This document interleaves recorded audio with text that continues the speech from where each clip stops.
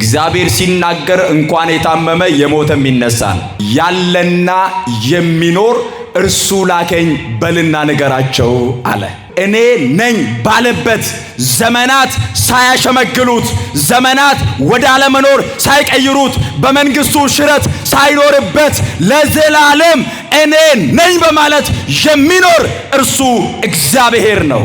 ክብራችንን ጥለን ራሳችንን አዋርደን ዝቅ ብለን ለምድራዊ እንጀራ የምንለፋ ከሆነ ለነፍሳችንስ እንጀራ፣ ለሕይወት እንጀራስ፣ ለዘላለም እንጀራስ?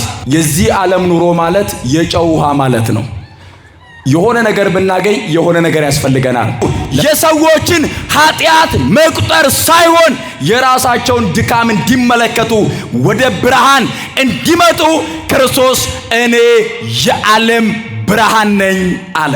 እውነተኛ የበጎች በር እኔ ነኝ፣ በሩ እኔ ነኝ፣ በእኔ በኩል የሚገባ ይድናል አለ።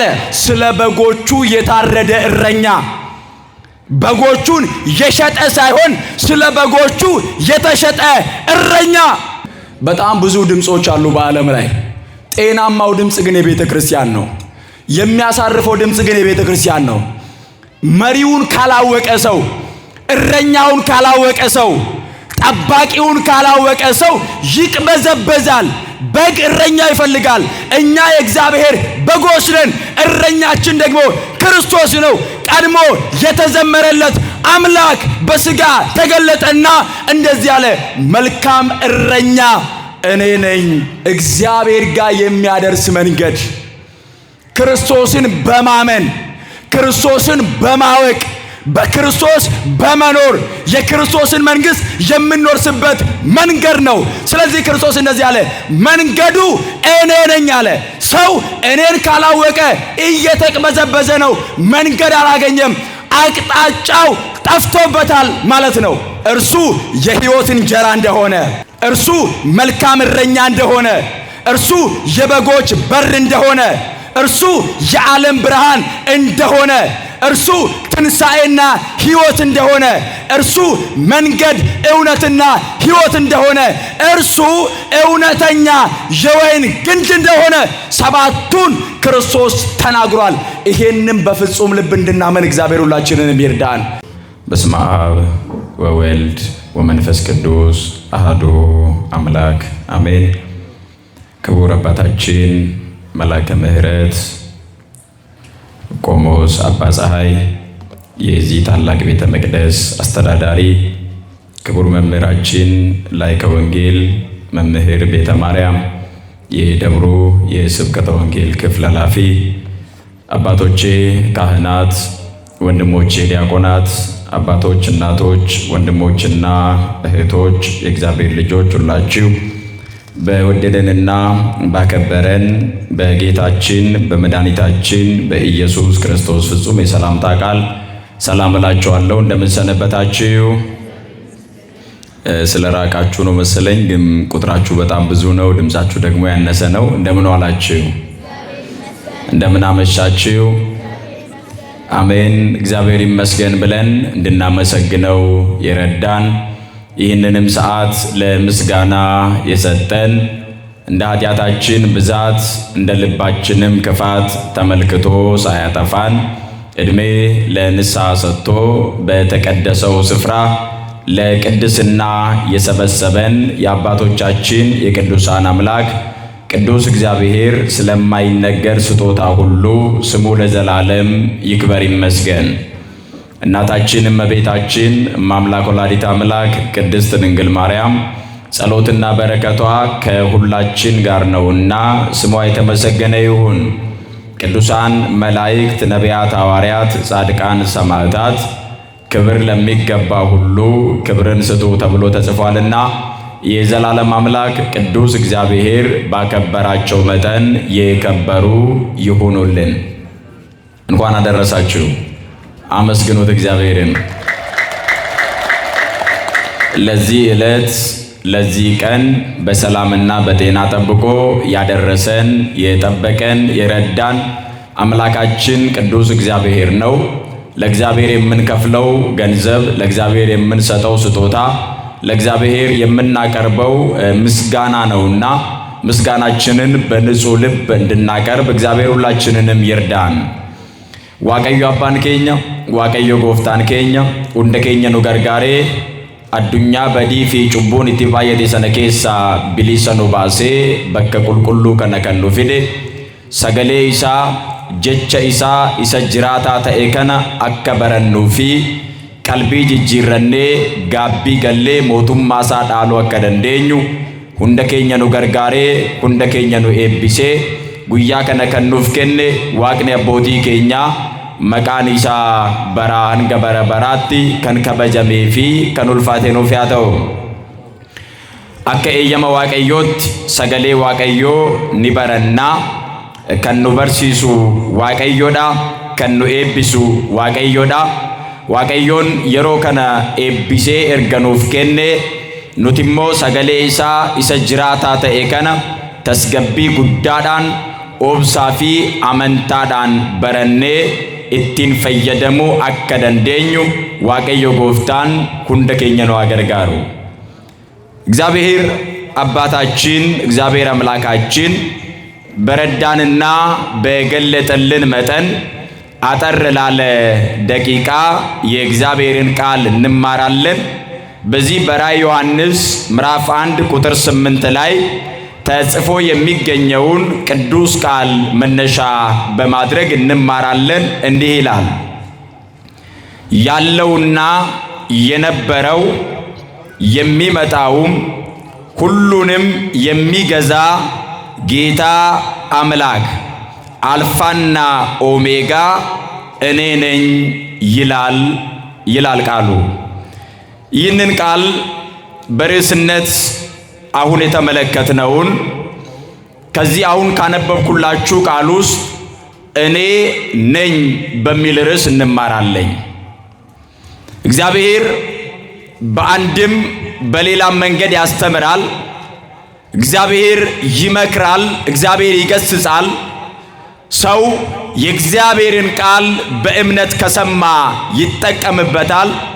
ሰው የእግዚአብሔርን ቃል በእምነት ከተማረ መንፈሳዊ ፍሬ ማፍራት ይችላል። እኔ ነኝ የሚለውን ቃል የተናገረው ጌታችን መድኃኒታችን ኢየሱስ ክርስቶስ ነው። ከክርስቶስ በቀር በሐዲስ ኪዳን ውስጥ ከእግዚአብሔር በቀር እኔ ነኝ በማለት የተናገረ ከፍጡራን መካከል አንድም የለም። ስለዚህ ይህ ቃል በዋናነት የሚያሳየን በብሉይ ኪዳን እኔ ነኝ በማለት የተናገረው እግዚአብሔር በሐዲስ ኪዳን ደግሞ በሥጋ ተገልጦ እኔ ነኝ በማለት ተናግሯል። ስለዚህ ክርስቶስ ይህንን ቃል ሲናገር በብሉይ ኪዳን ቀድሞ የተጻፈውንና በሐዲስ ኪዳንም የተነገረውን አንድ ላይ እያዋሃድን የአምላካችን የመድኃኒታችን የኢየሱስ ክርስቶስን እግዚአብሔርነት፣ የኢየሱስ ክርስቶስን አምላክነት፣ የክርስቶስን ማንነት ራሱ ክርስቶስ እኔ ነኝ ብሎ ከተናገራቸው ታላላቅ ነጥቦች አንጻር መጽሐፍ ቅዱስንና ቤተ ክርስቲያን መጽሐፍ ቅዱስን መሰረት አድርጋ የምታስተምረውን እንማራለን። የምንሰማውን ቃል መረዳት እንድንችል እግዚአብሔር ሁላችንንም ይርዳን። waaqayyoon kan nu barsiisu mul'ata Yohaannis boqonnaa tokko lakkoofsa 8 irratti kan jiraatu kan ture waaqayyoo fi gooftaa kan ta'e akkasumas alfaa fi omeegaan anadha jedhee gooftaan keenya fayyisaan keenya Iyesuus Kiristoos Yohaannisitti kan dubbate kana anadha kan jedhu kaasneet mata duree kanaan daqiiqaa muraasaaf kakuu moofaa keessatti waaqayyoon anadha jedhee dubbateera. kakuu haaraa keessatti immoo samii samiirraa gadi bu'ee nama ta'ee mul'ate anadha jedhee eenyummaa isaa ibsuu kan danda'an qabxiilee gurguddoo kaasuudhaan Kiristoos dubbateera. Isa dubbate sanaa fi manni kiristaanaa keenya immoo eenyummaa isaa akkamittiin barsiisti kan jedhu isa kana kaasneet ni ilaalla. Kan barannu kana kan dhageenyu kana hubachuu akka dandeenyu Waaqayyo Gooftaan hunda keenya nu gargaaru። አሜን በሉ። ማን ያስተምረን? ማን ይምከረን? ማን ይገስጸን? እግዚአብሔር ሲናገር ለልብ ነው የሚናገረው። እግዚአብሔር ሲናገር የተሰበረ ይጠገናል፣ ያዘነ ይጽናናል፣ ያለቀሰ እንባው ይታበሳል፣ ተስፋ የቆረጠ ተስፋው ይቀጠልለታል። እግዚአብሔር ሲናገር እንኳን የታመመ የሞተም ይነሳል። እግዚአብሔር ሲናገር እንኳን ያለ የሌለ እንኳን ካለመኖር ወደ መኖር ይመጣል። ምክንያቱም ምንም ማስረጃ አንፈልግም ለዚህ ጉዳይ። የረገጥነውን መሬት የምናየውን ሰማይ ብንመለከት እግዚአብሔር ነው በቃሉ የፈጠረው። ስለዚህ እኛ ብቻ በእምነት ሆነን እንስማው እንጂ እግዚአብሔር ሁሉን ማድረግ የሚቻለው አባትና አምላክ ነውና ቅዱስ ቃሉን በእምነት እንድንሰማ እግዚአብሔር ሁላችንንም ይርዳን። ጌታችን መድኃኒታችን ኢየሱስ ክርስቶስ ለስም አጠራሩ ክብር ይግባውና የዘመኑን ፍጻሜ የዓለምን መጨረሻ ለሚወደው ፍቁረ እግዚእ የተባለ ለሚጠራው ኢየሱስ ይወደው የነበረ ደቀ መዝሙር ለተባለው ለወንጌላዊው ለቅዱስ ዮሐንስ በፍጥሞ ደሴት ራእዩን ሲገልጥለት በኋለኛው ዘመን የሚከሰተውን ነገር በኋለኛው ዘመን የሚፈጸመውን ነገር ከመግለጡ አስቀድሞ ክርስቶስ ስለ ራሱ ሲናገር እንደዚህ አለ። ካለውና ከነበረው ያለው የነበረው የሚመጣው እነዚህ ሶስት ቃላት በትክክል መታየት የሚገባቸው መሰረታዊ ቃላት ናቸው። ያለው አለ ጌታችን ኢየሱስ ክርስቶስ፣ የነበረው ደግሞም የሚመጣው። በብሉይ ኪዳን በእንደዚህ አይነት አገላለጥ የተገለጠው እግዚአብሔር ነው። አሁን አንዳንድ ሰዎች የክርስቶስን አምላክነት፣ የክርስቶስን ፈጣሪነት፣ የክርስቶስን የባህሪ አምላክነት እግዚአብሔርነቱን የማይቀበሉ ብዙ ሰዎች አሉ። ነገር ግን መጽሐፍ ቅዱስን በእምነትና በጥንቃቄ ያነበበ ሰው የክርስቶስን አምላክነት በሚገባ መረዳት ይችላል።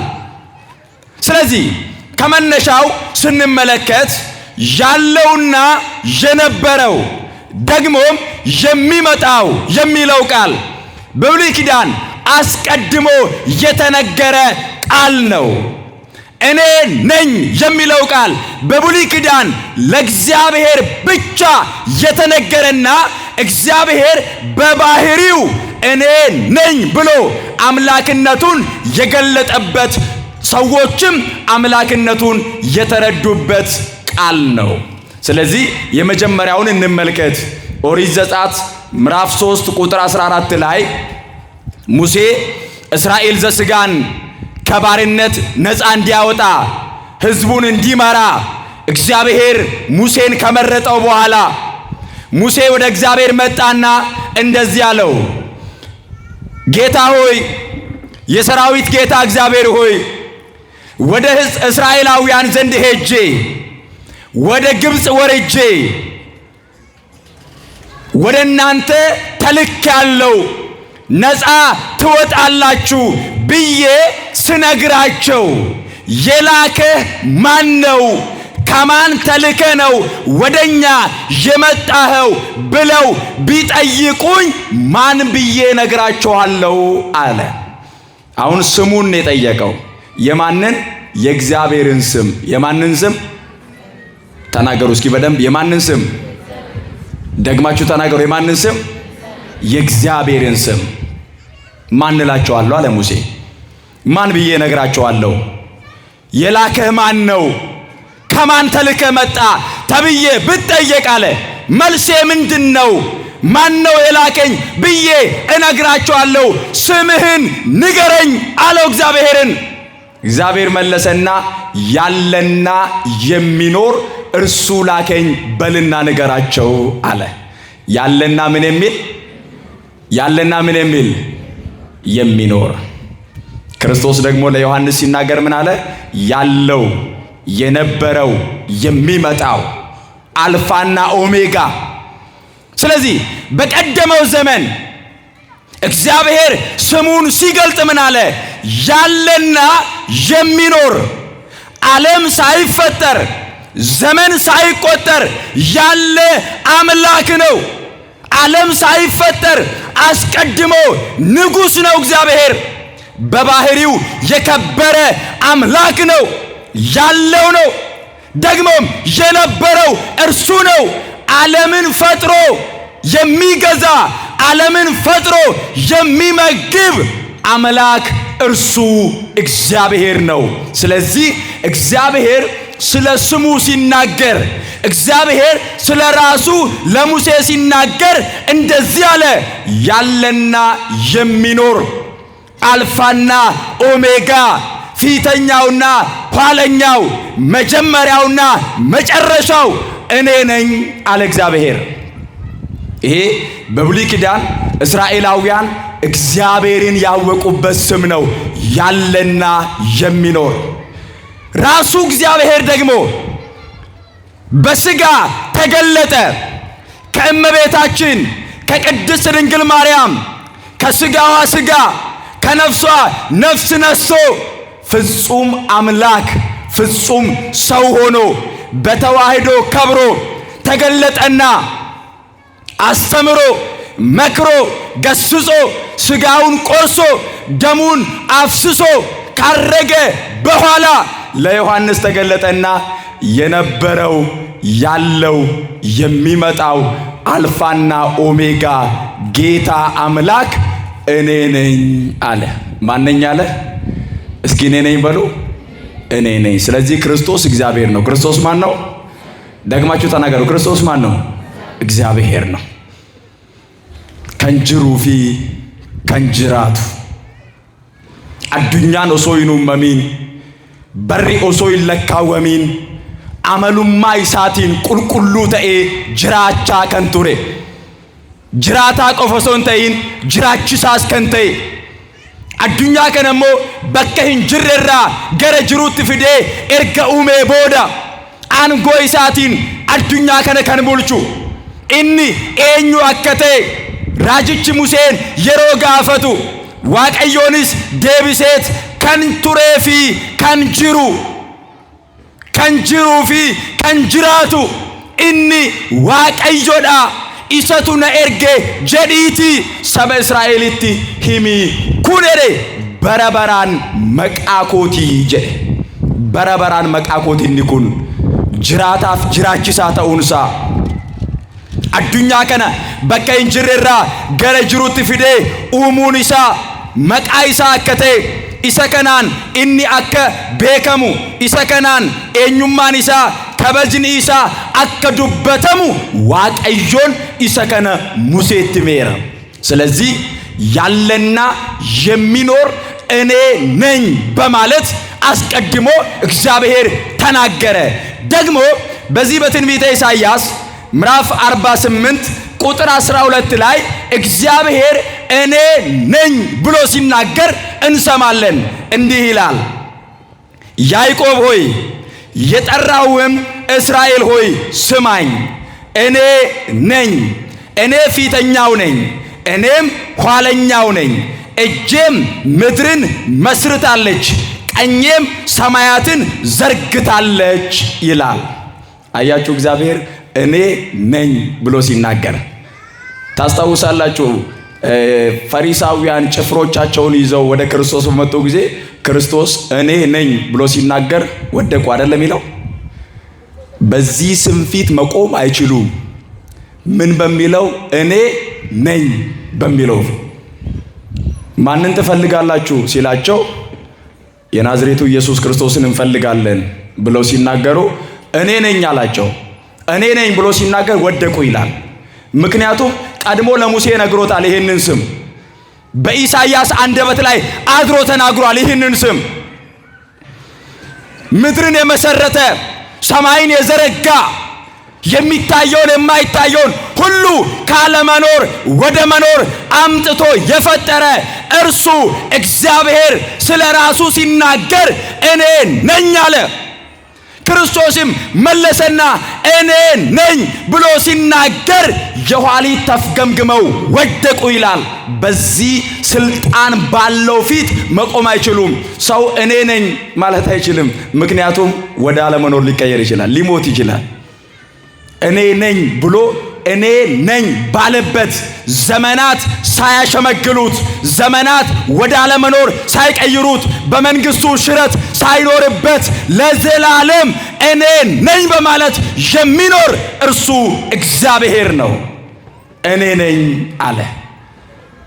እኔ ነኝ ማን ነው ሲባል የነበረው፣ ዓለም ሳይፈጠር የነበረ፣ ዘመን ሳይቆጠር የነበረ፣ የሚታየው የማይታየው ሁሉ ካለመኖር ወደ መኖር ሳይመጣ የነበረ፣ ደግሞ ያለው፣ ከዚያ የሚመጣው የሚታየውን ዓለም ከመኖር ወደ አለመኖር ሊመልስ የሚመጣው፣ በዓለም ላይ ሊፈርድ የሚገለጠው እርሱ እንደሆነ ሲናገር ክርስቶስ ምን አለ?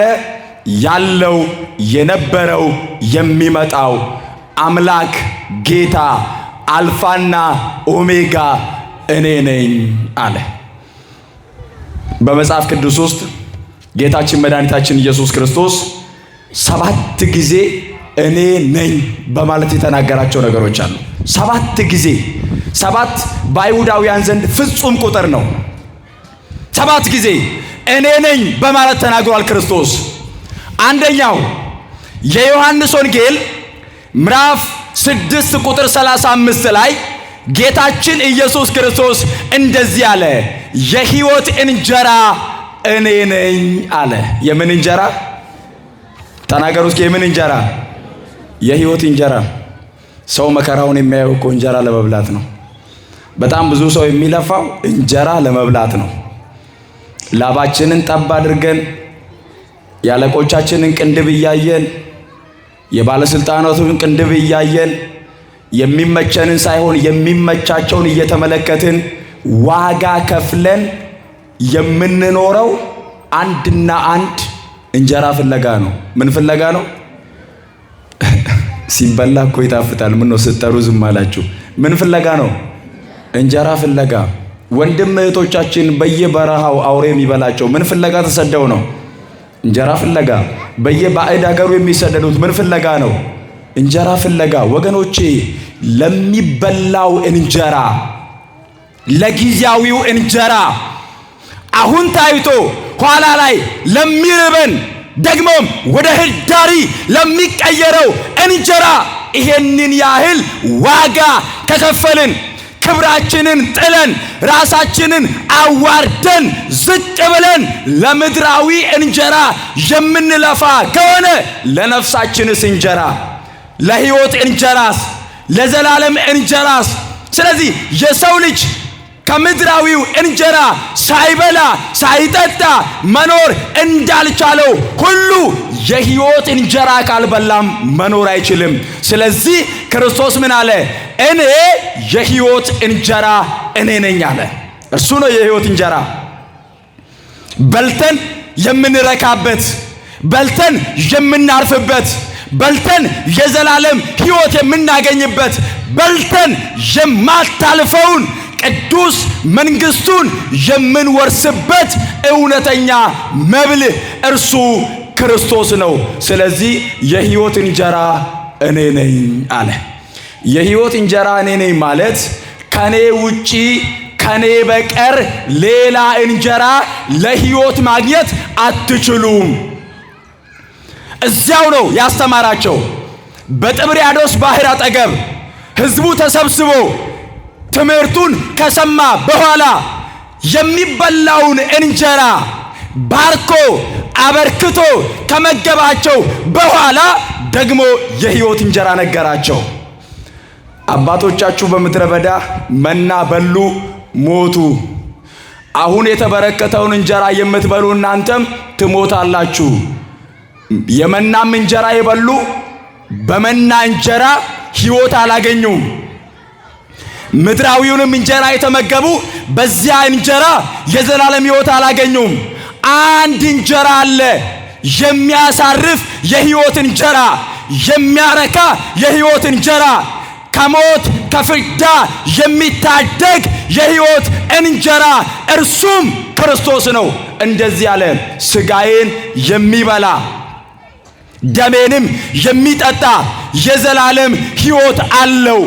ሥጋዬ እውነተኛ መብል ነው፣ ደሜም እውነተኛ መጠጥ ነው። ሥጋዬን የሚበላ ደሜንም የሚጠጣ በእኔ ይኖራል፣ እኔም በእርሱ እኖራለሁ አለ። ክብርና ምስጋና ለስሙ ይሁን። አመስግኑት ክርስቶስን።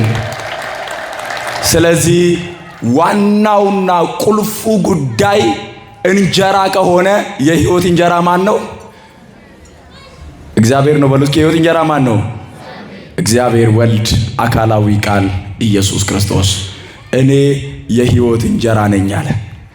ስለዚህ እኔ ነኝ ካላቸው ከሰባት ነጥቦች መካከል የመጀመሪያው የሕይወት እንጀራ እኔ ነኝ አለ። የሕይወት እንጀራ ማን ነው?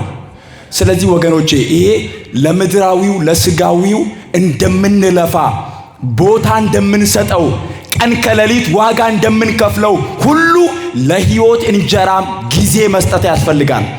ራስን መስጠት ያስፈልጋል። ዋጋ መክፈል ያስፈልጋል። ምክንያቱም ይሄኛው እንጀራ የሥጋችንን ጤንነት የሥጋችንን ጉዳይ ይጠብቃል። ነገር ግን ለነፍሳችን ዋስትና አይሆንም። ምድራዊው እንጀራ የነፍሳችን ዋስትና የእርካታችን ጥግና ልኩ የሕይወት እንጀራ ነው። ይሄኛው እንጀራ ግን የጨው ውሃ ነው። የጨው ውሃ ታውቃላችሁ?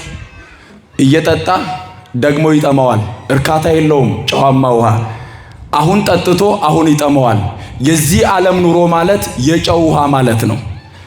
የሆነ ነገር ብናገኝ የሆነ ነገር ያስፈልገናል። ለምሳሌ ትልቁ ፍላጎታችን ተምሮ ስራ መያዝ ከሆነ ልክ ስራ ስንይዝ ቤት ስናገኝ መኪና ሲገኝ የሆነ ነገር፣ እንዲሁ እየጨማመረን ወሰን የለውም፣ ልክና ጥግ የለውም። የክርስቶስን ሥጋ የበላ የክርስቶስን ቅዱስ ሥጋና ክቡር ደሙን የተቀበለ ግን ይረካል። በሕይወቱ ሰላም አለው፣ እረፍት አለው፣ መረጋጋት አለው። መጨረሻውን ያውቃል። የሚገኘውን ጸጋና በረከት ያውቃል ወገኖቼ። ስለዚህ ከምድራዊው ባሻገር ለሕይወት እንጀራ ዋጋ መስጠት አለብን። የሕይወት እንጀራ እኔ ነኝ አለ ክርስቶስ። እኔ ነኝ ካለ ሌሎቹ፣ እኔ ነኝ ካለ ጣዖታቱ፣ እኔ ነኝ ካለ ከጥቂት ዓመታት በፊት ሃይማኖት የመሰረቱቱ ሁሉ የሕይወት እንጀራ መሆን አይችሉም፣ ዋስትናም መሆን አይችሉም። ስለዚህ እውነተኛ የሕይወት እንጀራ እርሱ እንደሆነ ክርስቶስ ሲናገር ምን አለ? የሕይወት እንጀራ እኔ ነኝ አለ። ሁለተኛው እኔ የዓለም ብርሃን ነኝ አለ። እኔ ምንድን ነኝ? እኔ በሉ እስኪ ድምፃችሁን ከፍ አድርጎ። እኔ የዓለም ብርሃን ነኝ። ብርሃን ነው ማለት ነው። የዮሐንስ ወንጌል ምዕራፍ 8 ቁጥር 11 ላይ 12 ላይ ነው ክርስቶስ ይህንን ቃል የተናገረው። ታስታውሳላችሁ? ምዕራፍ 8 ከቁጥር 1 ጀምሮ አንዲት ስታመነዝር የተያዘች ሴት ወደ ክርስቶስ አምጥተው ስታመነዝር አግኝተናል፣ ስለዚህ እንደ ሕጋችን መገደል አለባት፣ ሙሴ ጽፎልናል፣ አንተስ ምን ትላለህ ብለው ሲጠይቁት ክርስቶስ ጎንበስ ብሎ ጻፈ። ደጋግሞ ሲጠይቁት ከእናንተ መካከል ኃጢአትን ያልሰራ የመጀመሪያውን ድንጋይ አንስቶ ይውገር አለ። ፈቀደላቸው። እያንዳንዳቸው ኃጢአታቸውን ግንባሮቻቸው ላይ አንብበው ትተውት ሄዱ። ስለዚህ በክስ ውስጥ ነው ያሉት፣ ከሳሾች ናቸው፣ ጨለማ ውስጥ ነው ያሉት። ከኃጢአት ጨለማ እንዲወጡ ወደ እውነተኛው ብርሃን እንዲመጡ የሰዎችን ኃጢአት መቁጠር ሳይሆን የራሳቸውን ድካም እንዲመለከቱ ወደ ብርሃን እንዲመጡ ክርስቶስ እኔ የዓለም ብርሃን ነኝ አለ። እውነተኛ ብርሃን እርሱ ነው። ጨለማን የገፈፈ ብርሃን፣ ሞትን የገፈፈ ብርሃን፣ የዚህን ዓለም የድንቁርናን ጨለማ የገፈፈ ብርሃን፣ ሁላችንንም ወደ ልጅነት ያመጣን እውነተኛው ብርሃን እርሱ ክርስቶስ ነው። ስለዚህ የዓለም ብርሃን እኔ ነኝ አለ። ይሄንን ብርሃንነቱን ደግሞ በጸጋ ለቅዱሳኑ ሰጠና እናንተ የዓለም ብርሃን ናችሁ አላቸው። እርሱ ግን በባህሪው ከሌላ አካል ሳይቀበል በማንነቱ የዓለም ብርሃን ነው። ሁላችንም 5500 ዘመን በጨለማ ተይዘን በባርነት ተይዘን ወድቀን ነበረ። ከወደቅንበት ጨለማ፣ ከተዋጥንበት ጨለማ፣ ከከበበን ጨለማ ወደ እውነተኛው ብርሃን እንድንመጣ ክርስቶስ ምን አለ? እኔ የዓለም ብርሃን ነኝ አለ።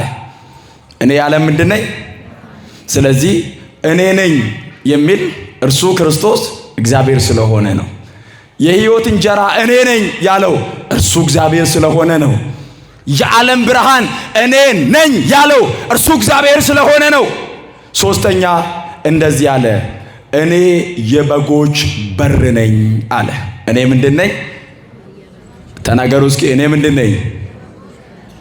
የበጎች በር፣ ለበጎቹ ታማኝ የሆነ ወደ እውነተኛይቱ ወደ መንግሥተ ሰማያት እንድንገባ በእርሱ ካላመንን፣ እርሱ ፍጹም አምላክ ፍጹም ሰው እንደሆነ ካላመንን፣ የእርሱን ቅዱስ ሥጋና ክቡር ደም ካልተቀበልን፣ የእርሱ በጎች መሆን ስለማንችል ክርስቶስ ምን አለ? ሌሎቹ ከኔ በፊት የመጡት አለ ሌቦች ናቸው፣ ወንበዴዎች ናቸው። እኔ ግን አለ እውነተኛ የበጎች በር እኔ ነኝ፣ በሩ እኔ ነኝ፣ በእኔ በኩል የሚገባ ይድናል አለ። እርሱን እግዚአብሔር ብሎ ያላመነ ሰው ወደ ሕይወት ወደ መንግሥተ ሰማያት መግባት አይችልም። እርሱን እግዚአብሔር ብለን እንድናምን እርሱ የዘላለም አምላክ እንደሆነ ያላመነ ሰው በራሱ ገነት መንግሥተ ሰማያትን መውረስ አይችልም። በሩ እርሱን ማመን ነው። በሩ እርሱን ማወቅ ነው። በሩ ወደ እርሱ መምጣት ነው። በሩ የእርሱን ቅዱስ ሥጋና ክቡር ደም መቀበል ነው ወገኖቼ። ስለዚህ የበጎች በር እኔ ነኝ አለ። በእርሱ እንድናምን ነው ይህንን የተናገረው። አራተኛው መልካም እረኛ እኔ ነኝ። እስኪ መልካም እረኛ በሉ፣ ከፍ አድርጋችሁ ተናገሩ። መልካም እረኛ እኔ ነኝ። እውነት ነው። መዝሙረኛው ዳዊት እንደተናገረ እግዚአብሔር እረኛዬ ነው የሚያሳጣኝም የለም አለ። እረኛችን እግዚአብሔር መውጣት መግባታችንን የሚጠብቅ፣ መዋል ማደራችንን የሚጠብቅ፣ ሁለንተናችንን የሚቆጣጠር መልካሙ እረኛችን እርሱ እግዚአብሔር ነው። ስለዚህ ቀድሞ መዝሙር 22 ላይ መዝሙረኛው ዳዊት እግዚአብሔር እረኛዬ ነው ብሎ የዘመረለት አምላክ በሥጋ ተገለጠና መልካም እረኛ እኔ ነኝ አለ። በጎቹን አሳልፎ የሰጠ ሳይሆን ስለ በጎቹ የታረደ እረኛ፣ በጎቹን የሸጠ ሳይሆን ስለ በጎቹ የተሸጠ እረኛ። መልካም የሚለው ቃል ከዚያም በላይ የሆነ እውነተኛው እረኛ፣ እውነተኛው ጠባቂ፣ እውነተኛው መሪያችን እርሱ ነው። ታውቃላችሁ፣ በእስራኤላውያን ባህል እረኛ ከፊት ነው የሚሄደው፣ በጎቹ ደግሞ ከኋላ ነው የሚከተሉት። ድምፁን ያውቃሉ። ምኑን ያውቃሉ? ወገኖቼ የቤተ ክርስቲያንን ድምፅ ጠንቅቀን እንድናውቅ እግዚአብሔር ይርዳን። በጣም ብዙ ድምፆች አሉ በዓለም ላይ። ጤናማው ድምፅ ግን የቤተ ክርስቲያን ነው። የሚያሳርፈው ድምፅ ግን የቤተ ክርስቲያን ነው። መሪውን ካላወቀ ሰው፣ እረኛውን ካላወቀ ሰው፣ ጠባቂውን ካላወቀ ሰው ይቅበዘበዛል። በግ እረኛ ይፈልጋል። እኛ የእግዚአብሔር በጎች ነን። እረኛችን ደግሞ ክርስቶስ ነው። ቀድሞ የተዘመረለት አምላክ በሥጋ ተገለጠና እንደዚህ አለ፣ መልካም እረኛ እኔ ነኝ፣ በጎቼ ድምፄን ይሰማሉ ይከተሉኝማል አለ። ስለዚህ ክርስቶስ ነው በባህሪው እኔ ነኝ ያለ እርሱ እግዚአብሔር ስለሆነ ነው መልካም እረኛ እውነተኛው እረኛ እኔ ነኝ ያለው። አምስተኛ ትንሣኤና ሕይወት እኔ ነኝ አለ። እስኪ ትንሣኤና ሕይወት በሉ። እኔ ነኝ። አያችሁ፣ ትንሣኤ ብቻ ሳይሆን ሕይወትም እንደሆነ እርሱ ትንሣኤና ሕይወት እኔ ነኝ። ከሞት ማንሳት ብቻ አይደለም እኮ ሕይወት መስጠትም የእርሱ ነው። የበጎች በር መሆኑን ዮሐንስ ወንጌል ምዕራፍ 10 ከቁጥር 1 ጀምሮ ተናገረ። መልካም እረኛ መሆኑን እዚያው የዮሐንስ ወንጌል ምዕራፍ 10 ከቁጥር 8 ጀምሮ በሚገባ አብራርቶ አስተማረ። እርሱ ደግሞ ትንሣኤና ሕይወት መሆኑን የዮሐንስ ወንጌል ምዕራፍ 11 ላይ በአልዓዛር መቃብር ላይ ትንሣኤን አወጀ ክርስቶስ።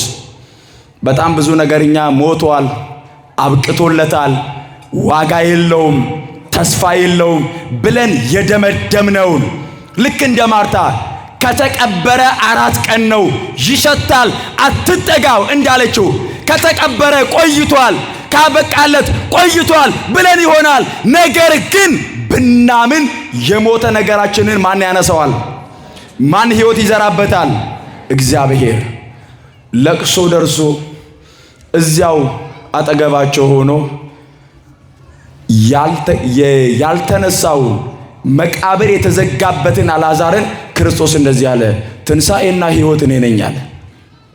ብታምኚ አላት ወንድምሽ ይነሳል አለ።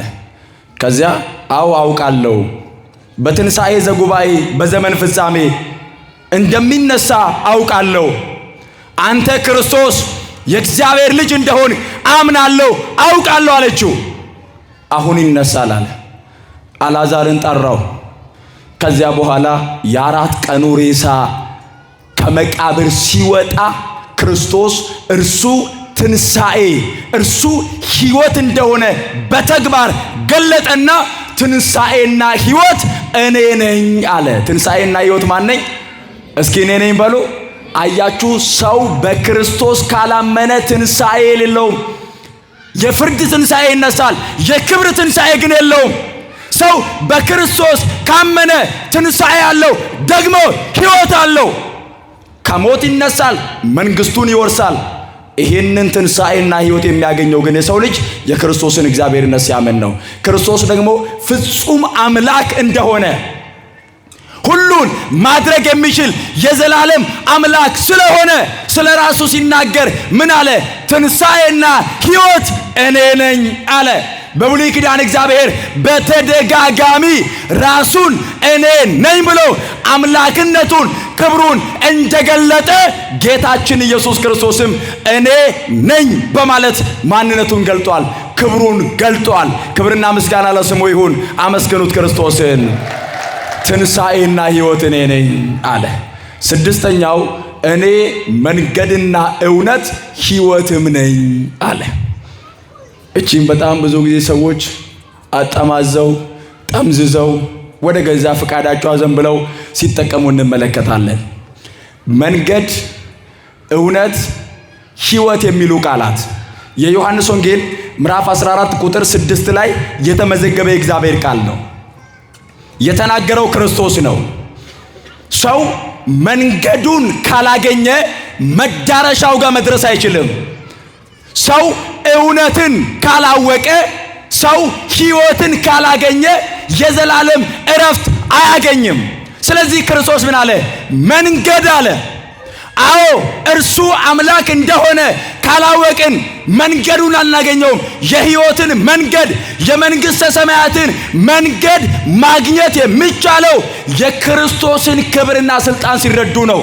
ክርስቶስን ካላወቁ ሰዎች እየተቅበዘበዙ ይኖራሉ እንጂ መንገዱ ላይ አይገቡም።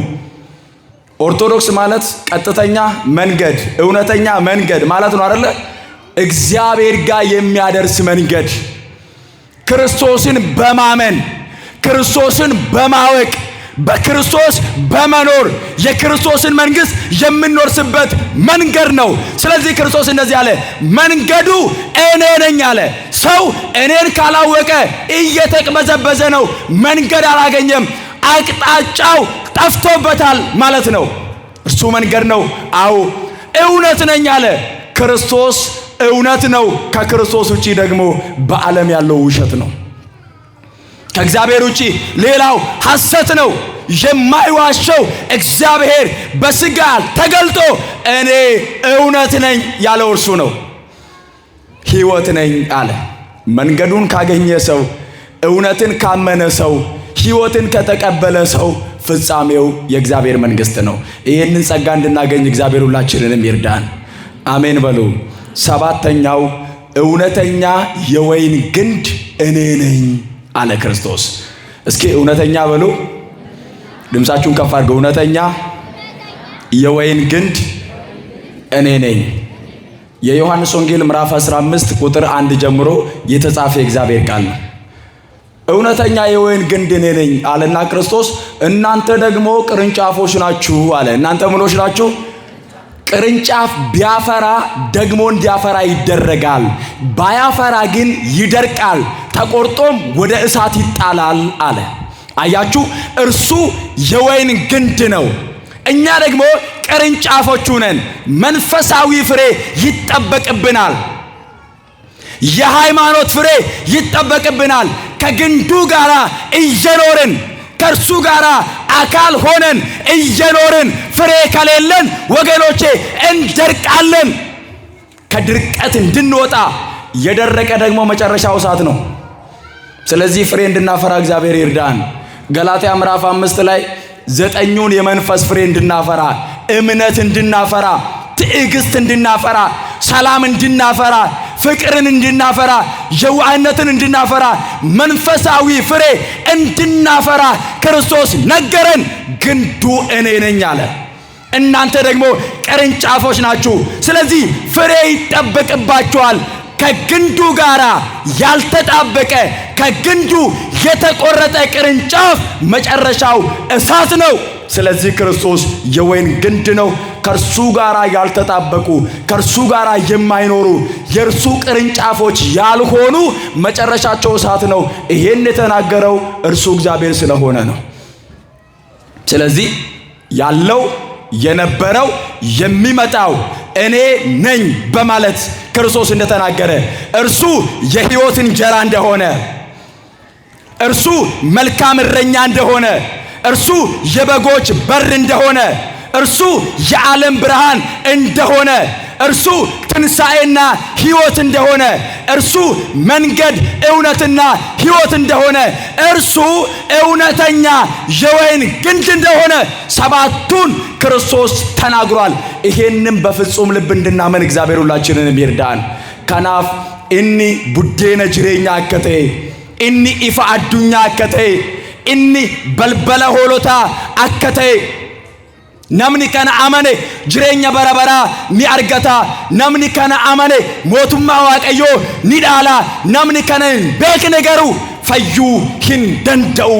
Kiristoos anadha jedhee kan dubbate qabxiin torban kun kan nu barsiisu inni hundee jireenyaa akka ta'e akka beeknuufi. Kanaaf maatii waaqayyoo Kiristoos buddeen jireenyaa akka ta'e, Kiristoos ifa addunyaa akka ta'e, ክርስቶስ በልበለ ሆሎታ አከቴ፣ ክርስቶስ ትክሴ ጋሪ አከቴ፣ ክርስቶስ ከኡምሳፊ ጅሬኛ አከቴ፣ ክርስቶስ ከራ ዱጋፊ ጅሬኛ አከቴ፣ ክርስቶስ ጅርመ ወይኒ አከቴ ኢሳን ከነ ከኒና መነ ጅሬኛ በረበራ አርገቹ ሂንደንደኡ ክርስቶስ anadha jedhee kan dubbate isaan kana hunda namni amane immoo waaqummaa isaatti amaneera, mootummaa isaa dhaaluu ni danda'a. akkaataa kanaan jireenya bara baraa akka argannu waaqayyo gooftaan hunda keenya nu gargaaru. ወስብሐት ለእግዚአብሔር። ይቆየን።